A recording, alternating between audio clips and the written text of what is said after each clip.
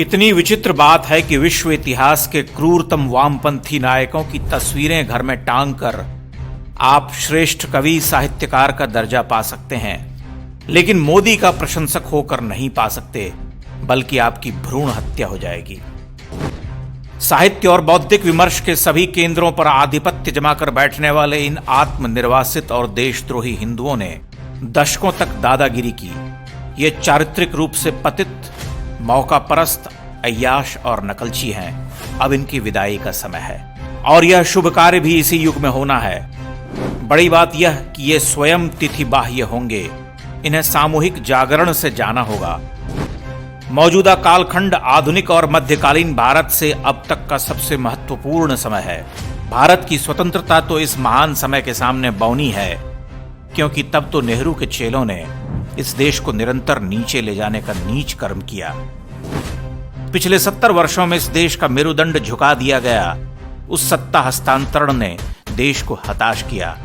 इतना पतनशील, मोहांध, भ्रष्ट और टूटा हुआ भारत तो कभी रहा ही नहीं।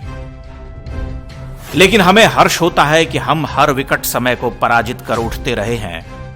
हिंदू सबसे प्राणवंत जाति है।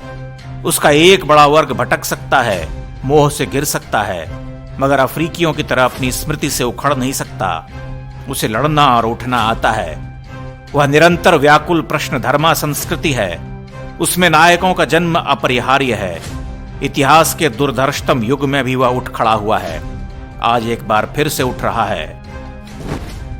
आज जो लोग हम जैसे लोगों पर हंसते हैं, उन्हें आने वाले वर्षों में मुंह छिपाने को जगह नहीं मिलेगी। यह विरोध, पुरस्कार वापसी, जेएनयू ब्रांड का हंगामा सब कुछ अंतिम हथियार हैं। वे प्राणपण से लगे हैं, किसी तरह से इस सत्ता को उखाड़ फेंकना चाहते हैं। परंतु अब जिस धूमकेतु से उनकी भिड़ंत है वह असाधारण है। उसे ध्यान से देखने की कोशिश करो।